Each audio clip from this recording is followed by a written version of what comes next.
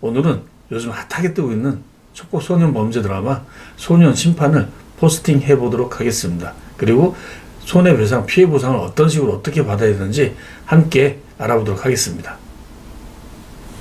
안녕하십니까, 대돈닷컴입니다. 오늘은 촉법 소년 과실, 손해배상, 피해보상, 손실보상금 배상, 민사상 손해배상 받기에 대해서 한번 알아보도록 하겠습니다.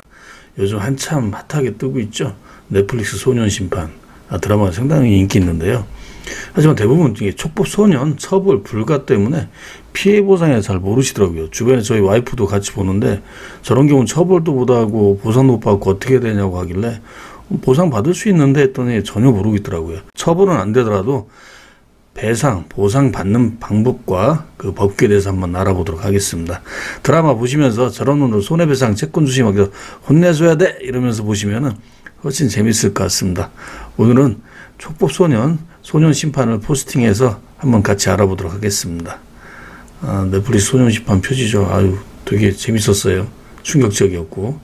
촉법 소년이 과실을 저질러도 촉법 소년 범죄, 피해보상 합의금 받을 수 없냐는 질문, 그냥 보호처분 받고 보상 못 받는지 그렇게 알고 계시는 분 많은데, 요즘 한참 언론 매체 많이 나오는데 무서운 10대들 놀이하듯 범죄, 촉법 소년이라 처벌 보상 난망, 잇따른 청소년 범죄, 자동차 11대 훔쳐 질주하다가 경찰 피하다 또 사고 나서 또 절도를 한 사건 너무 많죠. 요즘 TV 틀 때마다, 뉴스 틀 때마다 많이 나옵니다.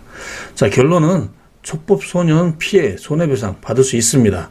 피해에 대해 긍정적인 보상 청구 가능하고요. 피해보상 채권 추심은 촉법 소년 가족에게 벌하십시오. 이게 좀 자극적인데요. 이 말은 뭐냐면은 저희 나라 민법 제750조와 제751조에 촉법 소년의 범죄 행위로 인해 피해 입은 경우라면 촉법 소년이 형사처벌은 받지 않겠지만 민사적으로 손해배상의 책임이 따르게 됩니다. 이게 저희 나라 민법 제750조와 제751조입니다. 한번 저희 민법을 한번 볼까요? 자, 촉법 소년이라는 말부터 한번 보도록 하겠습니다. 촉법 소년은 형벌 법령에 저촉되는 행위를 한 만 10세 이상 14세 미만의 형사 미성년자로 이들은 형사처분 대신 소년법에 의해 보호처분을 받게 됩니다. 촉법소년은 형벌을 받을 범법 행위를 한 만 10세 이상 만 14세 미만의 형사 미성년자로 형법 제9조 14세가 되지 아니한 자는 행위는 벌하지 아니한다는 규정이 있습니다. 이들은 형사 책임 능력이 없기 때문에 형사법에 저촉된 행위를 하더라도 형사 처벌을 하지 않고 가정법원에 소년으로 보내거나 보호 관찰을 받게 하는 등 보호처분을 할 수 있다.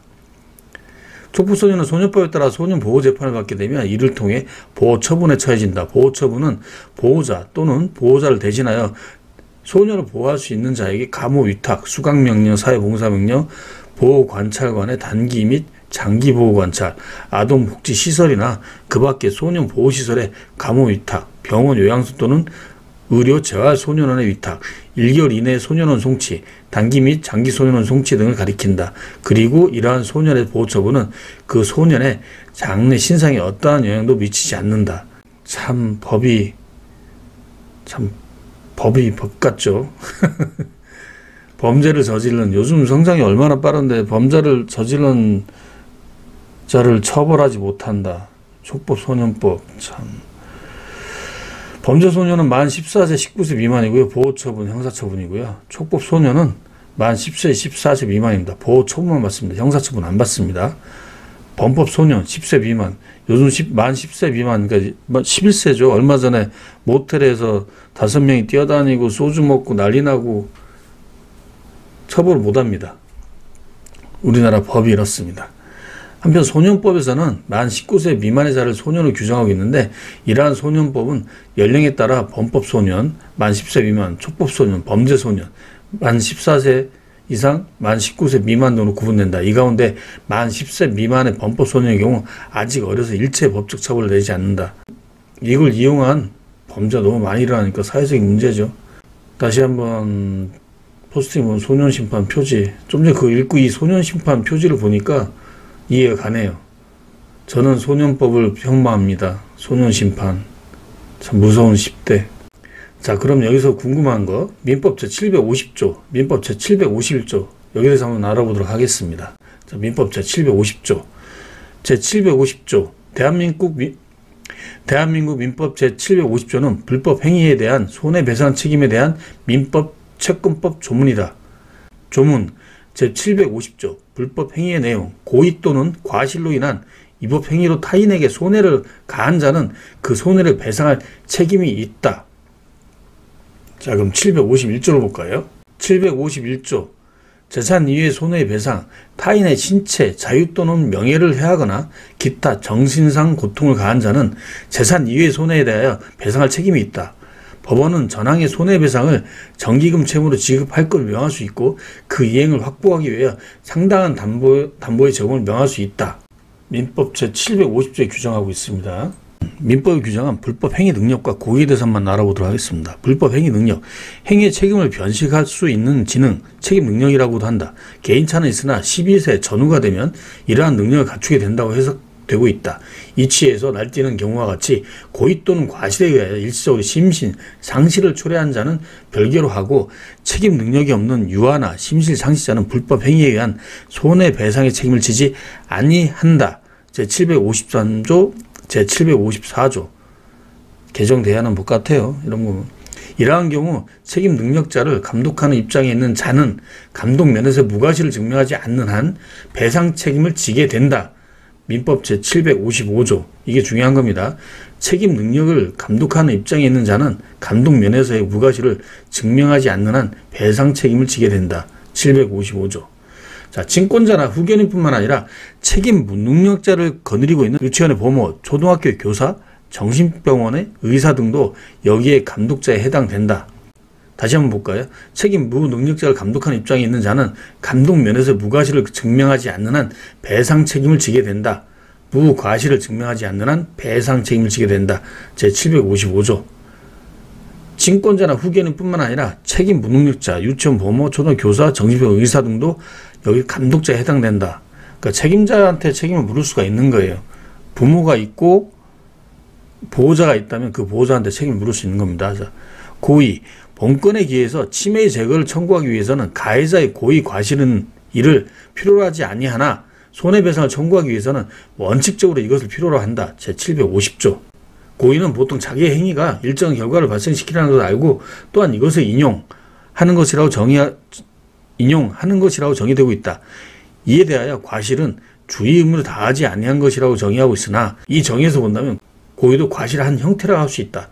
그런 까닭에 고의까지 포함하여 과실이라고 불리는 경우가 더러 있다. 예, 과실 책임 원칙, 그 밖에 형사에서는 고의냐 과실이냐의 행위자의 책임에 중요한 영향을 미치게 되나 민사에서는 책임의 성립 여부에 영향을 주지 않으므로 양자의 구별을 논의한 것은 실익이 별로 없다. 범죄소년, 촉법소년, 범법소년 처벌은 못하더라도 이 부분에서 피해 보상 청구는 가능하다는 얘기입니다. 자, 다시 내돈납금 블록을 한번 볼까요? 자, 촉법소년, 과실, 손해배상, 피해보상, 손실보상금 배상, 민사상 손해배상 받기. 이제 좀 전에 그 법령을 보시니까 이 부분 이해 좀 가시죠? 처벌은 못하더라도 이 부분에 손해배상은 청구할 수가 있는 겁니다. 지금 봐도 상당히 충격적인 드라마였어요. 다시 한번 말씀드리지만은 촉법소년 피해 손해배상 받을 수 있다. 피해에 대한 금전적인 보상 청구 가능합니다. 촉법소년 범죄로 인하여 피해 입은 경우라면 촉법소년의 형사처벌은 받지 않겠지만 민사적으로 손해배상 책임이 따르게 됩니다. 민법 제750조, 민법 제751조, 아까 751조, 민법 제755조에 규정하고 있죠. 아까 보셨죠? 법령이 앞에서 법령을 보셨듯이 이렇게 규정하고 있습니다. 또한 촉법소년의 법정 대리인 친권자 부 또는 모는 자녀의 관리감독에 대한 책임이 따르는데 관리감독 소홀히 인정되므로 촉법소년과 연대하여 피해자의 피해 배상의 책임이 따르므로 부모가 피해 배상을 해주게 됩니다. 따라서 피해자는 촉법소년과 소년의 부모를 상대로 피해 금액에 대한 손해배상 청구가 가능하며 손해배상 청구가 되면 구체적으로 피해 입은 금액을 배상해야 할 책임이 따르는 것이므로 피해자, 주소지, 법원 또는 민원실, 전자소송으로 손해배상 청구 소장으로 접수하면서 해결이 가능합니다. 요즘은 소년들이 처벌을 안 받으니까 범죄를 놀이하듯 저지르고 있어요. 이것도 충격적인 건데 여자 초등학생이 하굣길에 6명이 불렀대요. 그래서 그 보복 폭행이죠. 그 반에서 이제 감정 싸움이 있었는지 아니면 어떤 뭐 서운한 게 있었는지 그 언니 오빠들 일진들은 데려다가 공원에서 팬 겁니다. 폭행한 학생들은 촉법소년에게 처벌받지 않음을 알고 있고 피해 학생 극심한 트라우마에 평범하고 소박한 일상을 찾지 못하고 불을 끄고 세상과 단절된 채 울면서 하루하루 고통스럽게 지내고 있다. 얼마나 무섭겠어요. 여자애가 초등학생이 갑자기 언니 오빠 큰 6명 9명이 와가지고 공원서 그렇게 개패도 팼으니 이 애가 한 마리 더 충격지. 엄마 아빠를 못 보고 죽을까 고 무서웠다고 맞는 동안 사진도 올려져 있거든요. 보시면은 피 흘린 거 얼마나 맞았으면은 마스크가 이렇게 피해 번복이 됐겠습니까? 이 여자애가 신었던 신발인데요. 이 신발 자체만 봐도 피해 학생이 상당히 어린 걸 알 수가 있죠. 이 피해 번복된 거 보십시오. 맞아가지고. 자, 이런 경우는 폭행, 가슴은 아프지만은 그래도 처벌은 가슴 아프고 힘들지만 처벌은 못해도 피해 보상으로 대가는 치르게 해야겠죠. 자, 폭행도로 피해를 입었다면 치료비, 해당 물품의 상당 가액 등 피해 전부에 대한 배상 청구, 피해로 인한 치료비, 정신적 스트레스나 손해 청구 대상이 되기에 위자료까지 청구 가능합니다. 자, 여기서 집중하세요. 만약에 확정 판결을 받는다 하더라도 가해자 집을 찾아가서 이 피해자 부모나 가족들이 가서 피해 보상을 받을 수 있을까요? 못 받습니다. 일단은 겁을 먹었고 피해를 받았기 때문에 만나고 싶지 않겠죠. 볼 때마다 생각이 날 거 아닙니까? 내 자식이, 내 가족이 당한 피해에 대해서, 그 고통에 대해서. 절대 못 갑니다. 이럴 때는 저희 채권수심 전문팀한테 의뢰하세요. 저희는 피도 눈물도 없이 그냥 꼼짝 못하게 처절하게 응징합니다. 신용불량에 빨간 딱지에 동장압류, 국가 보조금지원 전부 다 할 수 있는 행위는 다 합니다.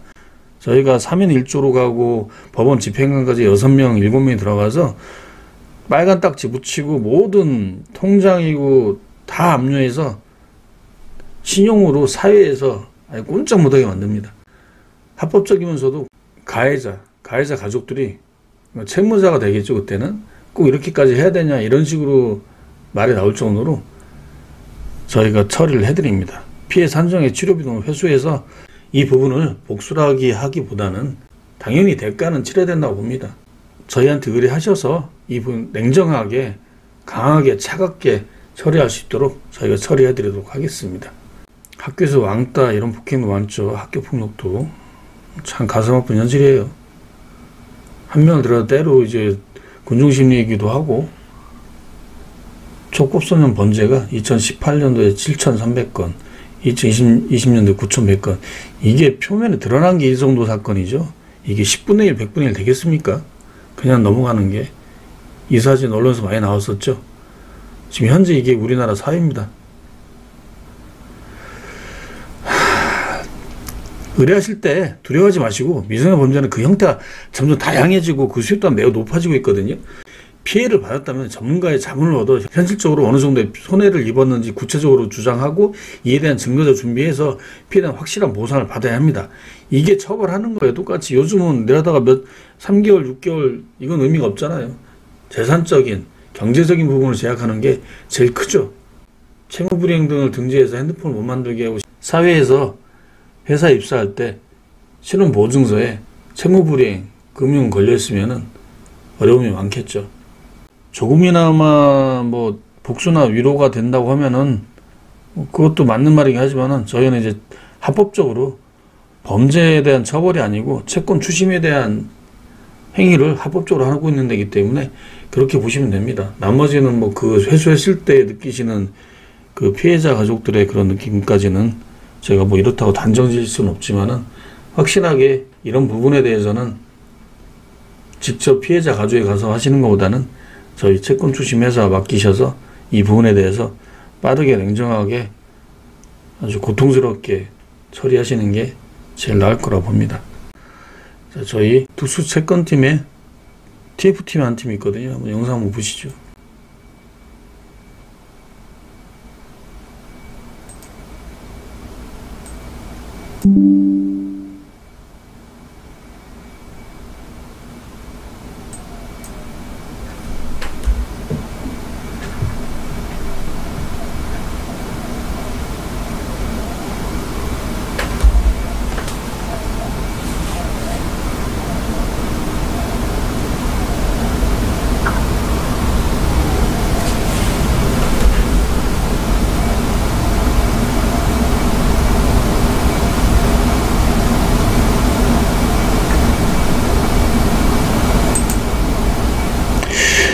지금까지 내돈닷컴이었습니다.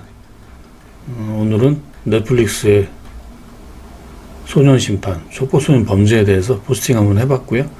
피해를 보셨다면은 그 피해에 대한 처벌을 못해도 손해배상 청구에 대한 거는 반드시 꼭 받으십시오. 피해 손해배상은 꼭 받으셔서 금전적인 보상을 받으셔서 일부 위안이라도 받으시고 힘내시기 바랍니다. 지금까지 내돈닷컴이었습니다.